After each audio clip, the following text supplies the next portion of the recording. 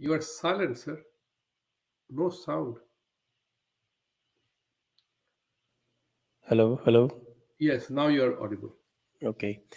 Uh, Welcome to the Thursday 10 p.m. show, where, as always, we have Sri Vibhuti Ja, and today we also have Dr. Raj Vedam.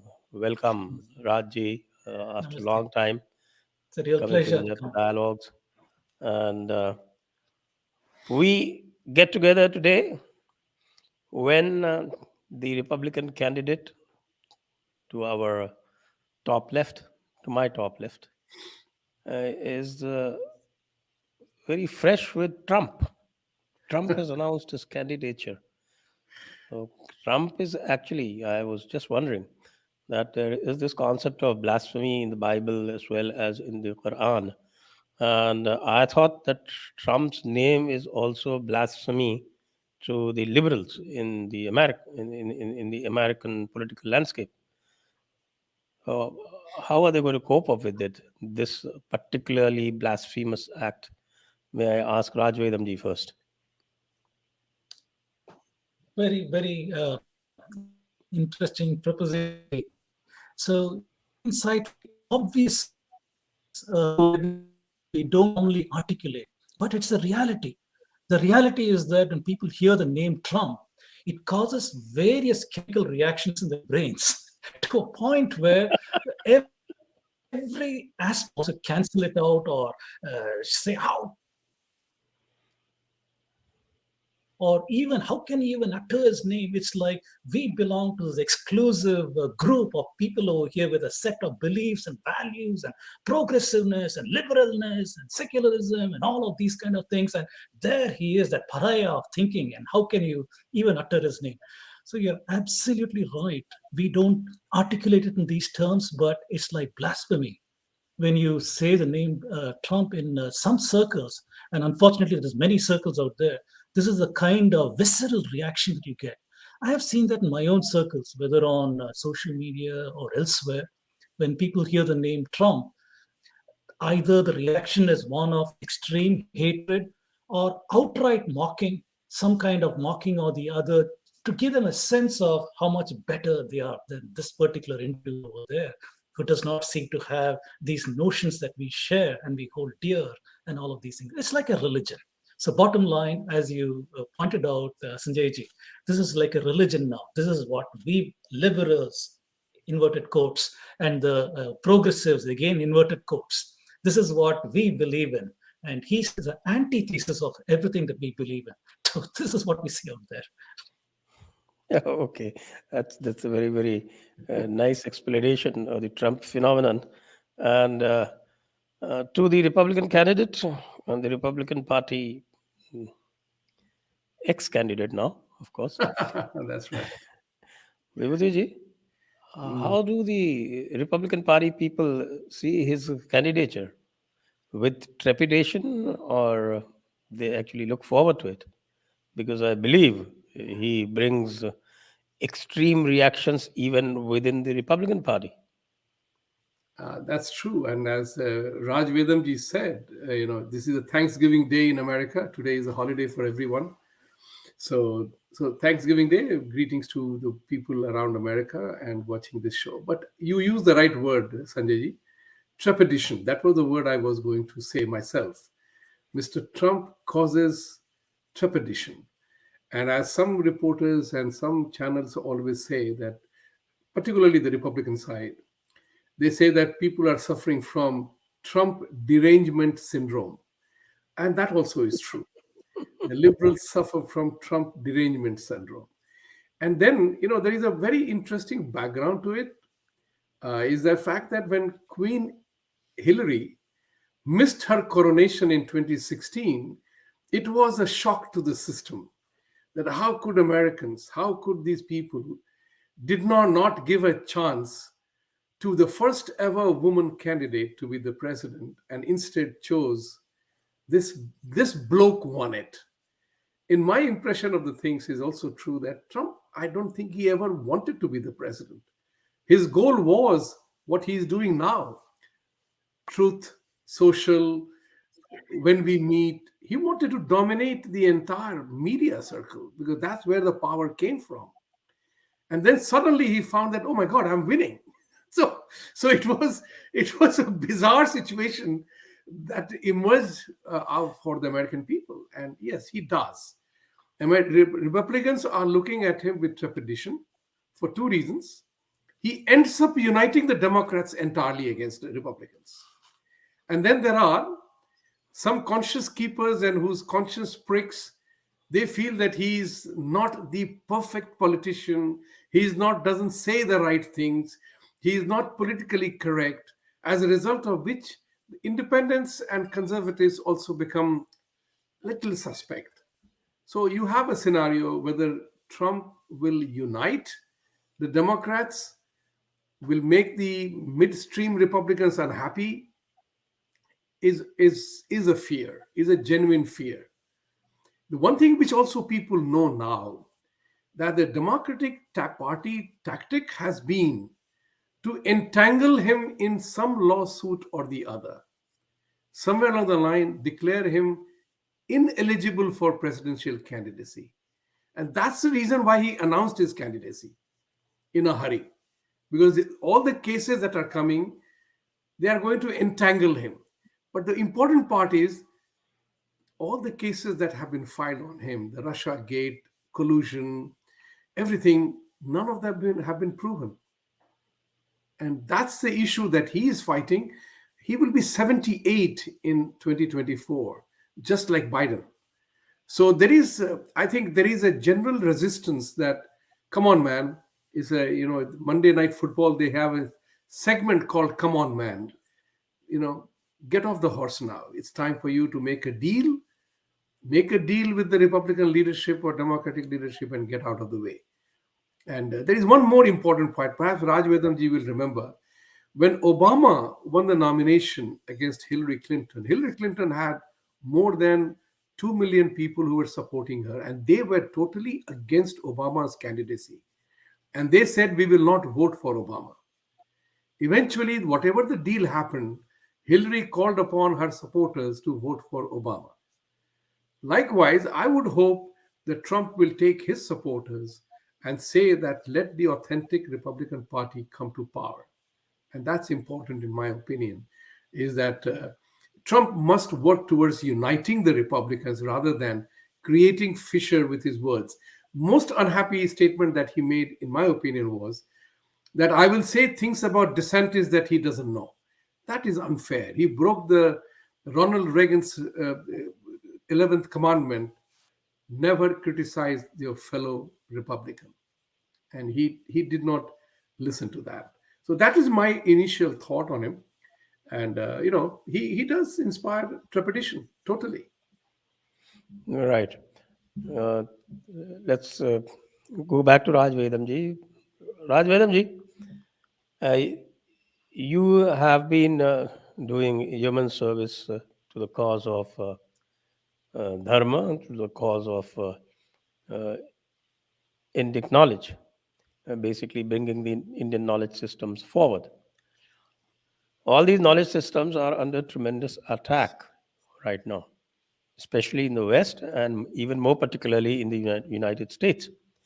It wasn't so about 2 or 3 years back, but in these 2 or 3 years, the attacks have multiplied manyfold.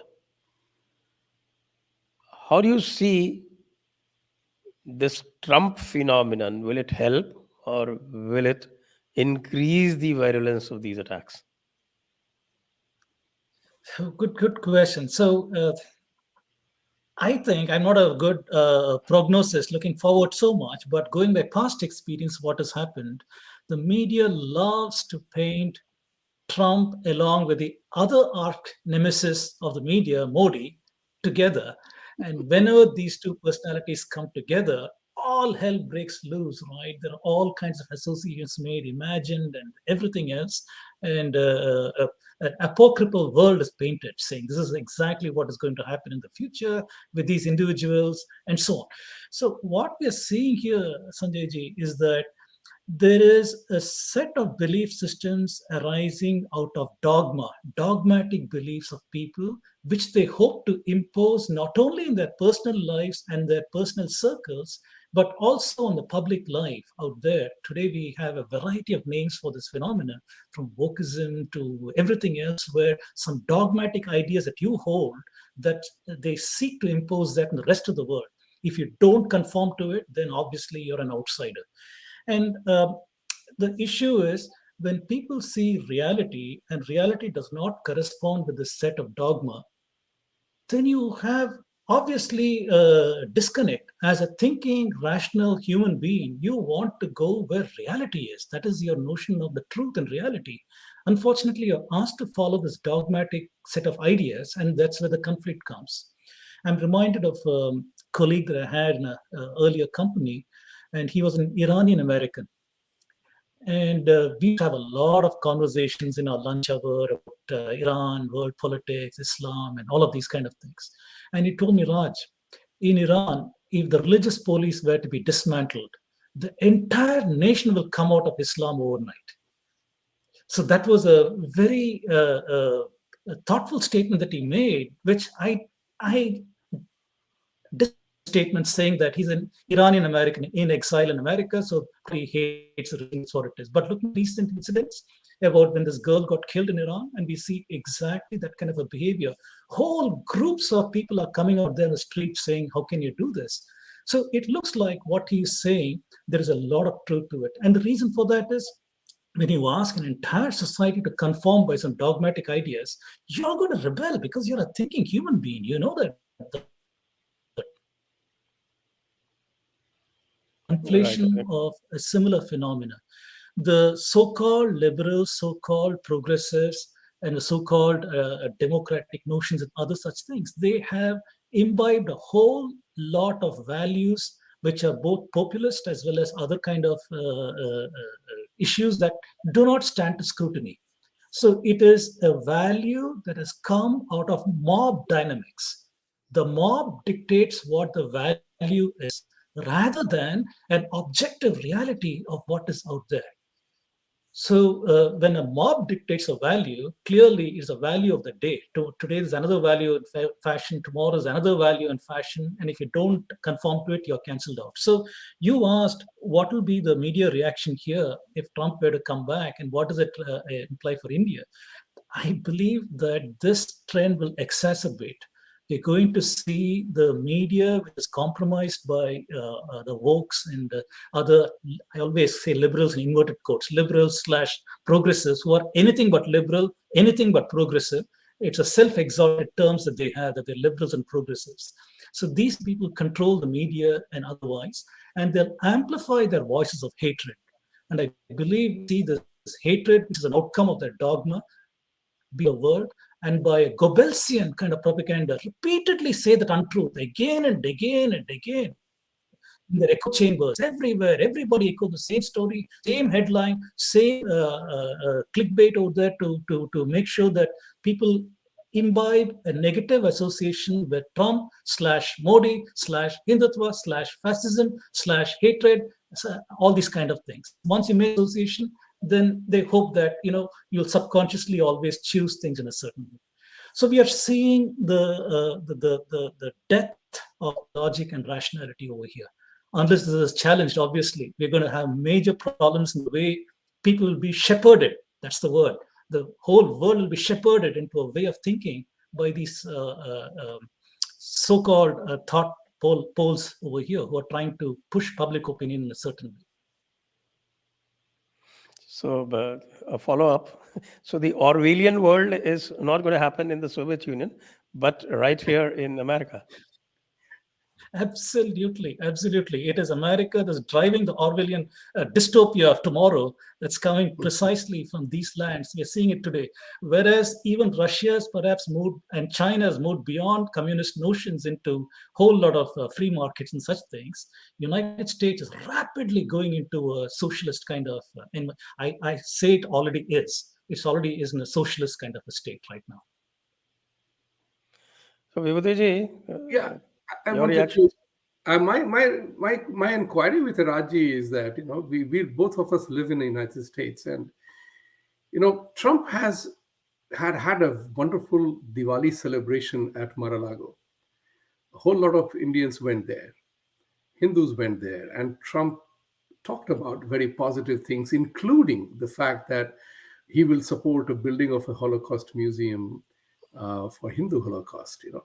So he has definitely taken a stand. Democratic Party, on the other hand, is clearly pandering to the larger vote bank, because the Hindu vote bank is divided. There we are many so-called conscious keeper wokes and liberals who are not seeing what is coming towards their side.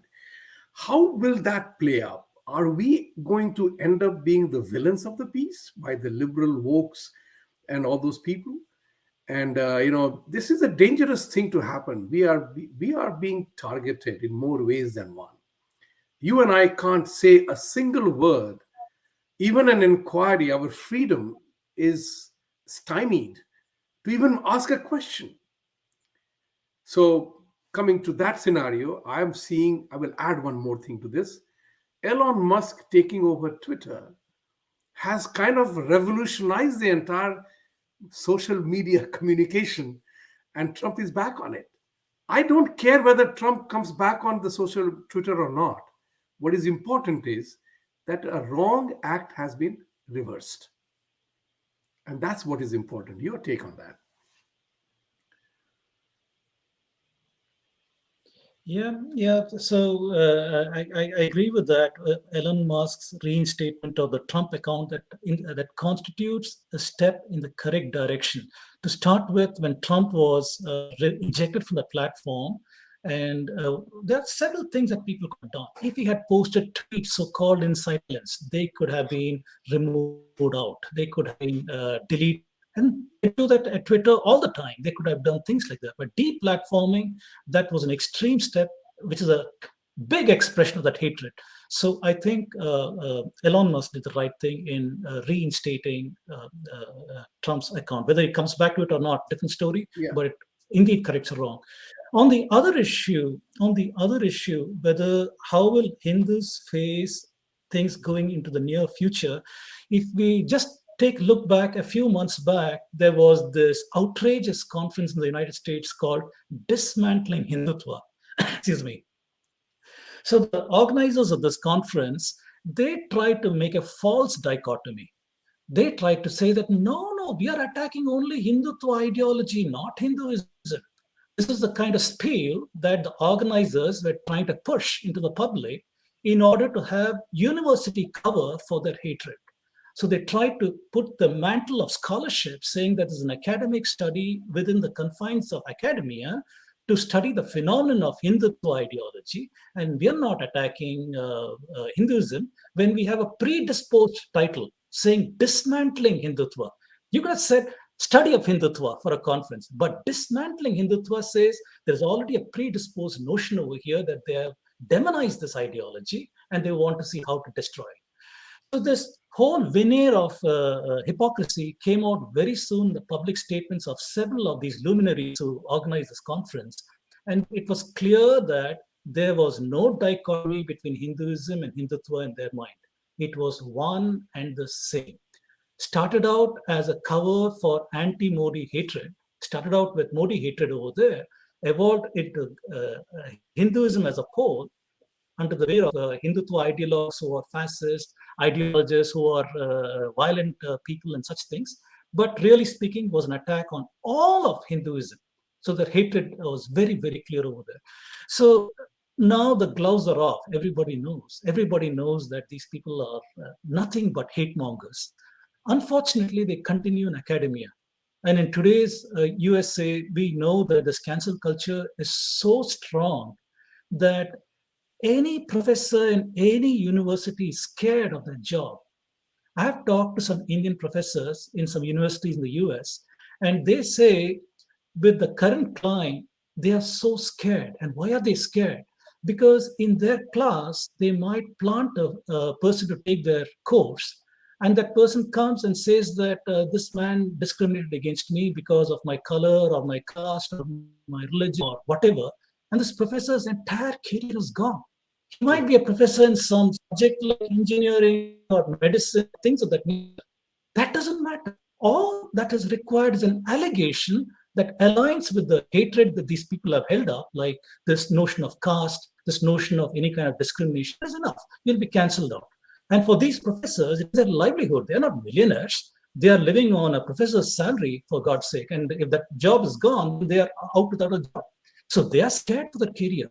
So even the Hindu professors are super careful when it comes to their social media posts, what they say, the kind of image they put out there, because of the self-imposed censorship. That's why I say USA is a socialist society today where there is no free speech. You cannot say what you have in mind because of all these forces waiting to kill you over there, literally kill you over there. So, Vibhuti ji, I feel that the hatred on Hindus will continue.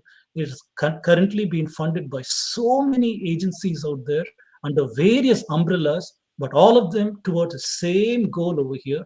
It is a cover for Modi hatred, and it is a cover for Hinduism hatred, but eventually it's going to engulf all of us, our children who live here, and the future generations. You cannot identify yourself as a Hindu even today because of the shame associated with caste system, sati, child marriage, all these archaic notions that the colonialists invented to put down Hinduism for Christianity purposes, to promote Christianity, that has been associated till today, such that Hindu kids are ashamed of even saying what their identity is. That is what I've been talking about for so many years now, trying to get out there and say, look, this is the game they're playing.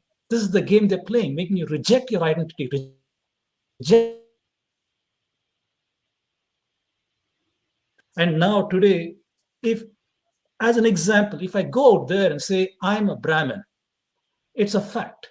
But if I say that, I will have a million hate messages saying, you're a casteist, you're saying something like this, you're saying something else, and all these kind of things, because negative associations have been made. In the same light, if somebody says, I'm a Catholic, or I'm a Seventh-day Adventist, or I'm a Sunni, or I'm a Shia, there is no hatred associated with that. You can state your identity without shame or anything. But why is it a Hindu is called out, whether you declare yourself as a Hindu or as your calling that you're a Brahmin, whatever? Why is it that alone attracts this hatred? It is because of all of this enormous propaganda over the centuries, amplified today and thrown on Hindus. And we'll continue to see this going into the future, where people will be afraid of that. They're afraid of their identity. They'll try to merge in with the background noise and either say, I don't have a religion, I'm an atheist, and all these kind of things, or have absolutely no public. In politics too, we saw recent times when some Indian leaders who were held by many Hindu groups across USA as champions, but they were scared to open their mouth on certain issues because of the repercussions. So this kind of thing plays all over the place, whether you're a professor in a university, whether you're a politician out there, or even a public media figure out there, you are under unwritten rules of censorship that ensure that your identity will not come out. And this will only become worse in the future. And to me, it seems like, Raji, to me, it seems like you use the word Brahmin. I'm a Brahmin. I don't know about anybody else. That's my identity. And, it is almost threatening to tell somebody that I'm a Hindu and that too, on top of that, a Brahmin. It appears to me that somewhere along the line. Yes, absolutely. Yeah, somewhere along the line, these people have succeeded in importing provisions of SC/ST Act to such an extent in this country as well, that the moment you ask a question, you are branded. You are immediately labeled. And a friend from Boston shared this India story, and that's what I was thinking about.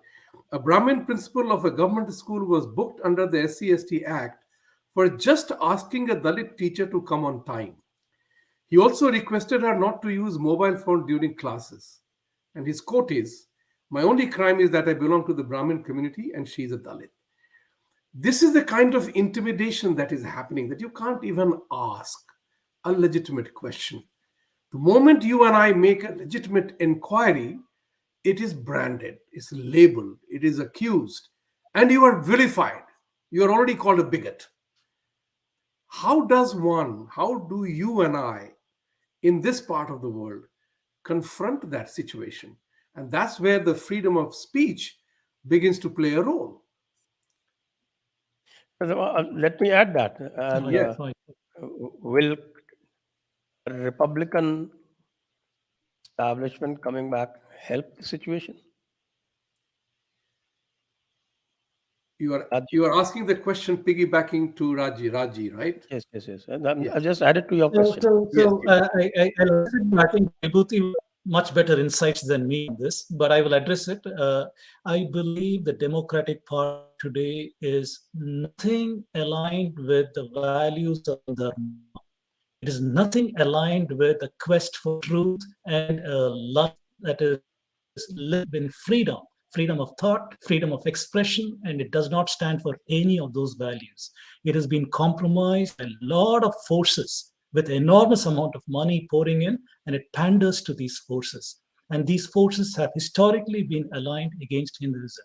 So, given that, I don't believe the answer for Hindus would lie with the Democratic Party, but I believe Republicans hold an alternative. However, knowing that the Republican Party also has got in its den some wolves over there, especially militant Christianity and fundamentalists and so on, who are not exactly being well aligned with notions of Hinduism. But sometimes we have strange bedfellows. If we have to make a choice between two poles that are not exactly nice, you take the one that is less hurtful to you.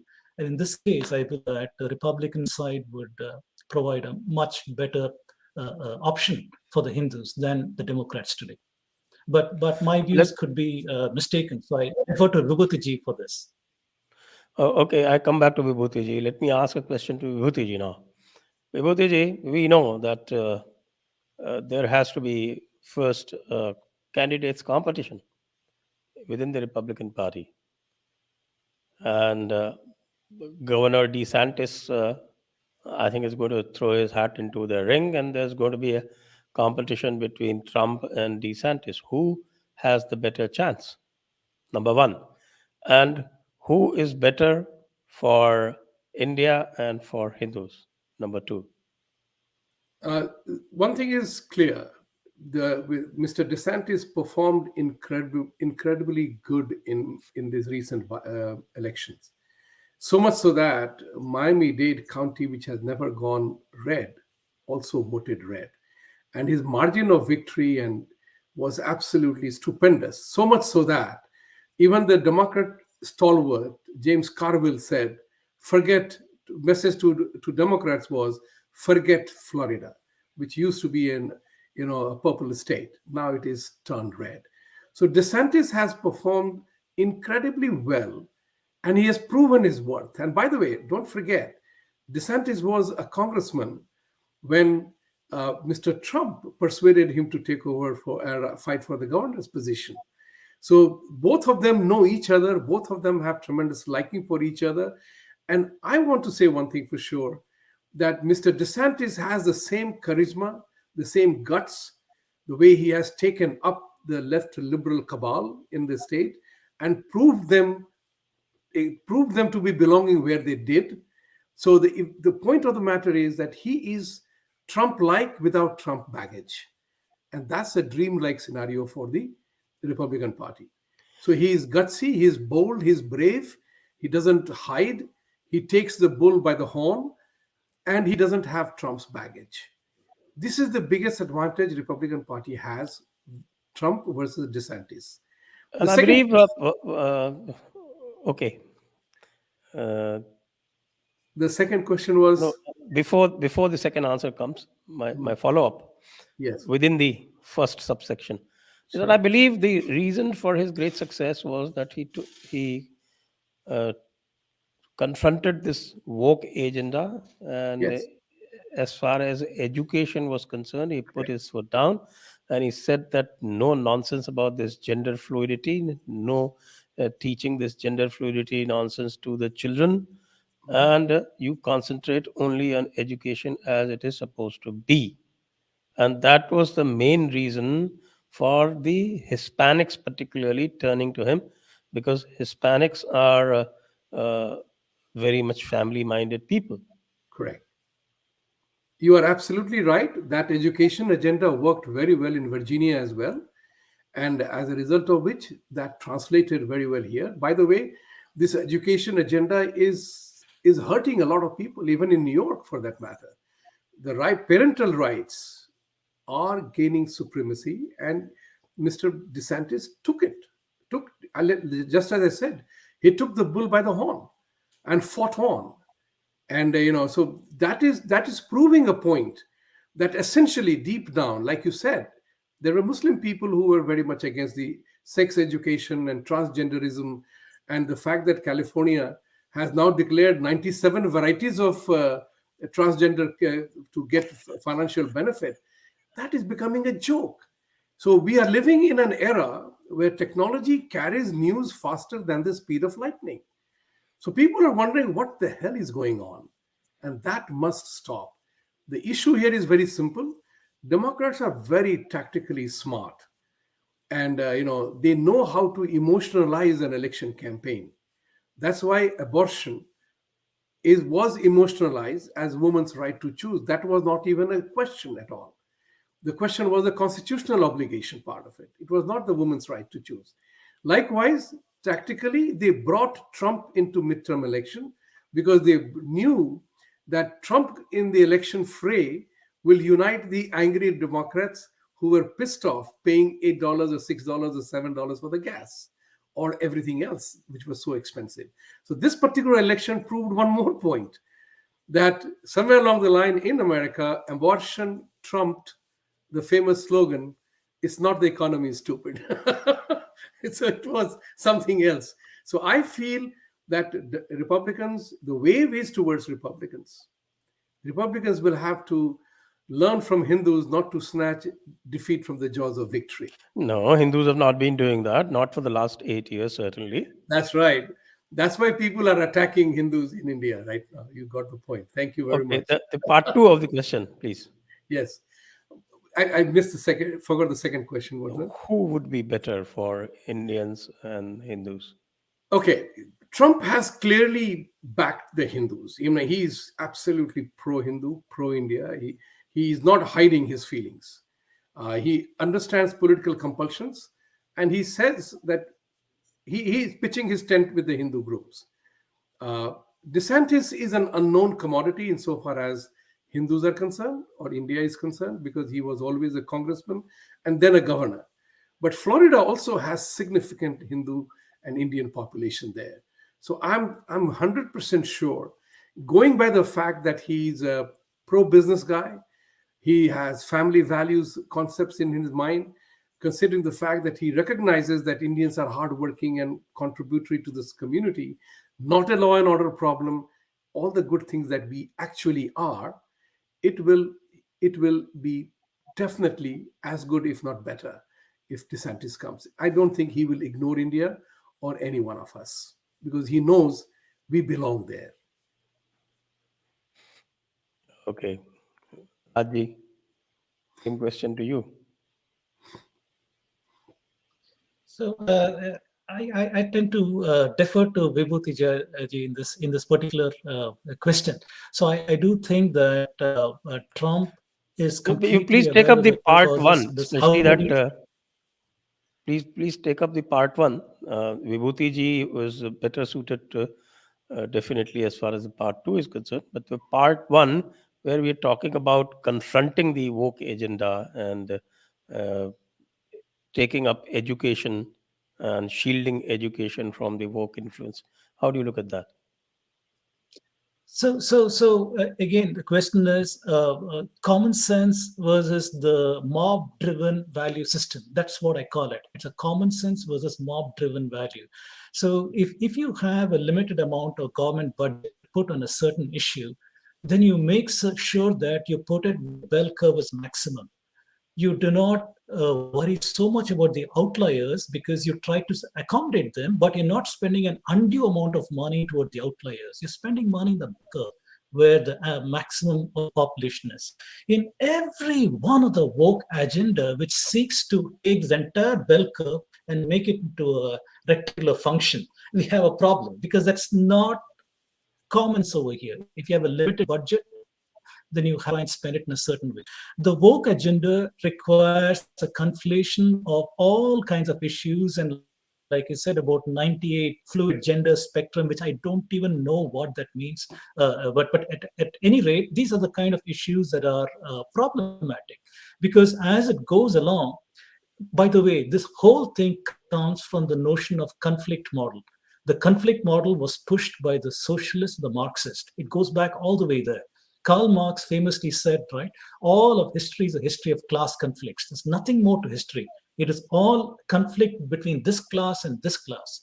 Well, Marx lived at a time when the industrialized owners were exploiting the workers. So in that context, there's a class over here. So his insight that has been extended today as an ideology throughout. For example, Nehruvian socialists, when they came about with this whole they take the flick model of the Marxists, but the only difference is Marxists want a bloody revolution. They want to kill the old order, destroy it, and so on. But the socialists want to try to get change within the democratic system. That is what we have in India. But both of them believe in the conflict model.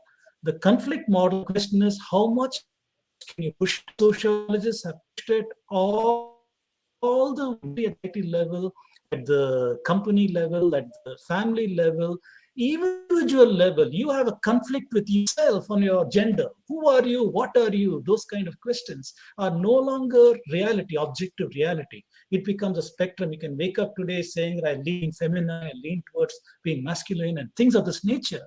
So the conflict is come to yourself. So I hope that is a logical end of this conflict model, because I cannot see where it is going next. But what you're seeing is a conflation of Marxist ideas, socialist ideas, pushed into the discourse, and today upheld by mob values. The mob decides what values should be there, regardless of where the objective reality is. So which party is more likely to push one versus the other? This kind of ideology hurt India? That's the next question.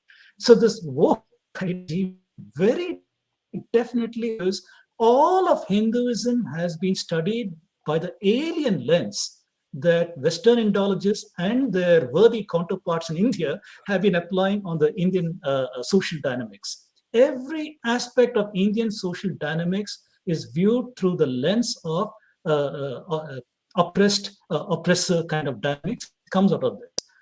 With the same thing in mind, they affect notions of femininity. They affect, they impact every aspect of Hinduism is dissected and put into this wokeism agenda, shown how primitive and backward it is.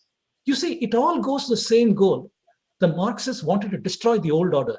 In India, the old order is Hinduism. If you destroy Hinduism, then you can usher a classless fantasy, literally, a future that is classless utopia. That is their goal. And in India, if you can destroy Hinduism, then you can have a classless society. This is what Nehruvian socialists also believe in. So, point is, wokeism impacts every aspect of Hinduism because of free for all. It's a free for all for academia all over Western universities. They take every aspect of Hinduism, dissect it, and try to embed it within the wokeism agenda and show how primitive, backward, retrogressive it is, and how discriminatory it is. And therefore, we have to reject it. And the mob value is given, it's all cancelled out. It all fits beautifully into the agenda. So clearly, wokeism bad for Hinduism because it brings in a darshana saying this is the only way to see reality. It denies the cohesiveness of the Indian social order. It denies any other way of looking at it. It conflates the bottom-up narrative. Bottom-up narrative meaning all the subaltern voices and so on, saying that that man's voice is very important, that man's voice is important, and he's got a story to tell. He's got a story to tell. When you conflate bottom-up, we are also amplifying noise. As engineers, we learn this, right? If you do this, you're conflating noise, you're amplifying noise, the signal is lost. So top down is the real way to look at the Indian civilization, because it's an aspirational model. India, Hinduism is an aspirational model and something to aspire for. Every day we are in search of the truth. Every day we are trying to dispel our beliefs. It's more a quest of asking, who am I? Those kind of questions. So this is the real Indian model, aspirational. The bottom up gives a very skewed understanding when you amplify every voice with no regard to the bell curve or any other such things. So bottom line, if we allow wokeism, not allow, there's a wrong word over there. If wokeism seeks to embed Hinduism within its bigoted way of looking at the world, it denies the objective reality out there. And people who adhere to this ideology are clearly antithesis of what Hinduism is. They are against Hinduism and they are allied against it. So will the Republican Party endorse this? That's a question. We have seen that the Democratic Party very definitely endorses wokeism and espouses it as one of the major platforms it has today. What about the Republicans? That is a question. And when we look Okay, out there, we before see we that ask that question, I have to request my audience today to please ask your questions and also to like this video, share this video, subscribe to the channel, and also support the channel. Yes, that question was to you, Vibhuti ji. Yes. I'm saying this as a Republican Party person, as well as the Republican Party philosophy is anti-woke, and they have been fighting against woke culture that has bedeviled the Democrats. The Democrats, as Raji earlier mentioned, that they have somewhere along the line are in cahoots with the violent mob. So when the mob is indulging in, the Antifa is indulging in violence and burning, that's okay. But you do X and that is, not acceptable. So when you apply different standards of violence, even in violence, you justify one violence and you don't justify other violence, then you have a problem. What is important here is the Republican Party is willing to, but the politics is about vote bank, numbers, who wins. And therefore, it is very important for us as a group to be able to negotiate our voting numbers. The one thing which I learned in this election is that how various powerful groups join hands to negotiate terms and conditions of support to a party. Whereas Hindu votes go for free. That's why we get taken for granted. We don't negotiate. We have no organization. Even the organization called Hindus for America is totally anti-Hindu. But they have put a name called Hindus for America, and they seem to have become our spokespeople, who then deride all things Hindutva, as Raji was mentioning.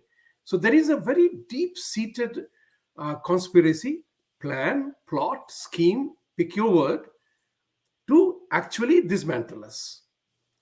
And the fact that it didn't succeed has redoubled their strength, and we have again slunk in. But the issue is here that people are awakening, and I'm very happy about that. People are seeing the political chips where they are, and they are backing those things. So I think I'm an incorrigible optimist. I believe things will turn. And I think by and large, as Raji also had mentioned, that Latinos, they are conservative people. The element of conservatism in terms of family values is huge amongst many ethnic groups. They were all against these education trash, the transgenderism, sex change. See, somebody told me, I won't name the religion or anything else, that I don't want my son to go to school and return as a girl. Because his 5-year-old boy asked him, Dad, can I wear a girl's dress? And he was aghast that this was happening in schools. So there is, there is a critical point for something to happen. And I think it is happening. To have 97 varieties of transgender category to gain $1,200 worth of financial benefit in California is making Gavin Newsom look an idiot. So that's the point which I'm trying to say to you here. That, sometimes law of physics operates, sometimes it takes a bit longer time than necessary. So I think we can safely conclude that Trump is going to evoke extreme reactions, Yes. either which way. Yes. I think with that, we got some questions, and we can take those questions now. And let's go with the Yuri first. He says, so he's from Canada apparently. It doesn't matter who comes, it only matters who bends their knees to Klaus Schwab's New World Order. The panelists have zero idea about what that is. Well, I do think they seem to have a lot of idea. Please don't prejudge the panelists. Digital slavery will come in US in form of CBDC. Okay, Raji, you go first. He's right. I have no idea what these things are, but everybody's aware of lot of notions about controlling of the world order through cryptocurrencies, through other such things. At this point, it's clear that, for example, India came about legislation on digital currency and can control what is happening over there. It's not a free for all that's going to overtake the world in the hands of oligarchs and other such things. Today is there are some in media oligarchs who are controlling the shots, and everybody is aware of who these people are. So, but this guy is right. I have no idea what he's talking about. Maybe we can get it in a better comment, and then we'll understand what he means by this, and we can discuss about it. Vibhuti ji. Yeah, I mean, Schwab's New World Order is a public knowledge now because he himself came and spoke about it. But the important part here is that it has been going on for several years, ever since the World Economic Forum came into place. The inconvenient truth that Al Gore began to talk about. So you have a scenario in which he is very aggressive on the new agenda. Just few weeks ago, he declared on the television that we will have the new world order. The new world order is being talked about, but that was not the conversation of the day. And it is all about control. He's right, digital slavery, but the fiasco that happened with reference to the FTX and this 30-year maverick, you know, it has connections with Ukraine as well. How he funded Democratic Party. His father is a Stanford professor. So thanks to technology, news travels, as I prefer to say, faster than the speed of lightning. We get to know things.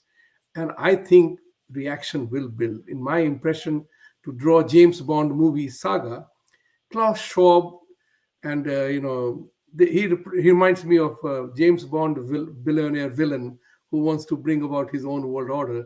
You need one James Bond to take care of him. Okay, next.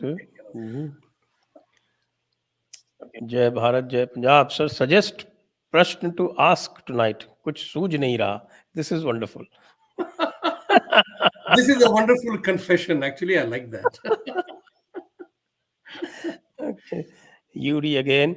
Listen to Joe Rogan show with Majid Nawaz. Everything woke liberal gender agenda we are seeing is part of New World Order.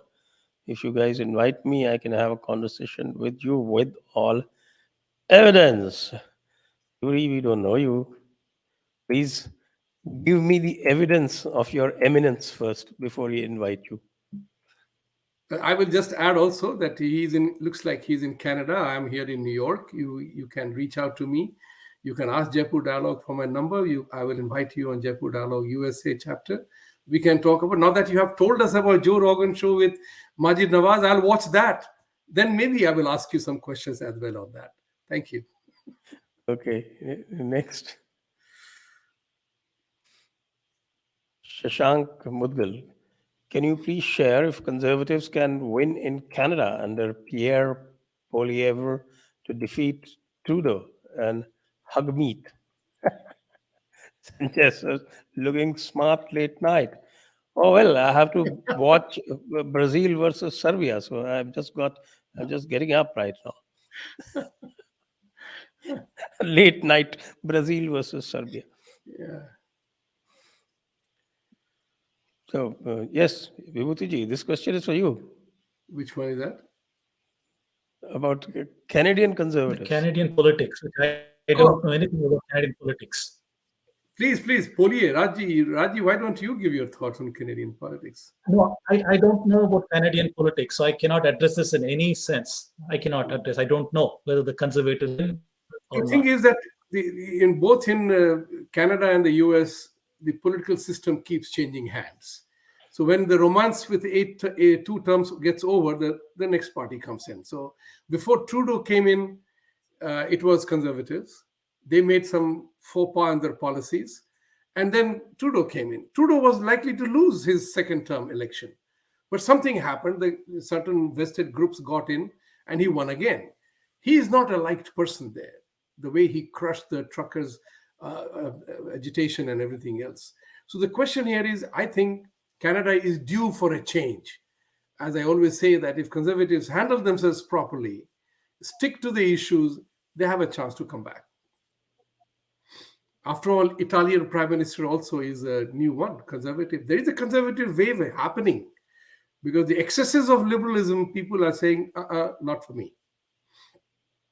Okay. So I think that brings us to the end of the questions. And that also brings us to the end of today's session. Okay, one more question. I was not preaching, Yuri. Okay, clarifying. I said that with utmost respect.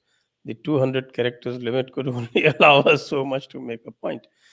Yuri, your point is well taken, and very graciously, Yes. Vibhuti ji has already extended you an invitation. You could get in touch with him, and maybe you can debut on the Jaipur Dialogues USA first.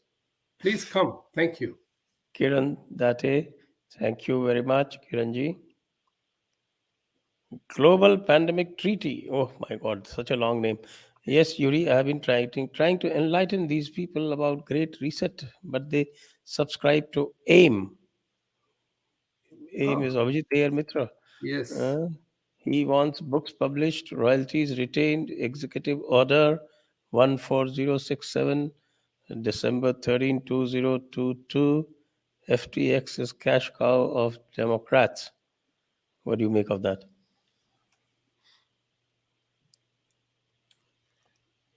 I thought he did not. Do you make anything out of that? I Too many think things at one go. he definitely doesn't like AIM, and AIM is very often with us. And I don't know about the books published, royalties retained, executive order. But so if he says FTX is cash cow of Democrats, I agree. That means you are in the right direction. Thank you. And get in touch. I'm here in the US. Jaipur Dialogue USA has a clear intent that just as Jaipur Dialogue India has educated a host of people, brought tough questions, and educated them from scholars and new research, new history, the true history, we are trying to do the same thing for woke Indians in this part of the world. And if you are of the type, please reach out. I'm willing to have a conversation, educate, not one-sided thing, but let's have a balanced conversation. Nothing needs to be off the table. Okay, so with that, I think we'll ring the curtain. Thank you, all the viewers, and thank you, Raj Vedam ji, and thank you, Vibhuti ji. Thank you very much. Good night from here. Jai Hind, Vande Mataram. Jai Hind, Vande Mataram. Let's enjoy the World Cup football. And that's it. Thank you.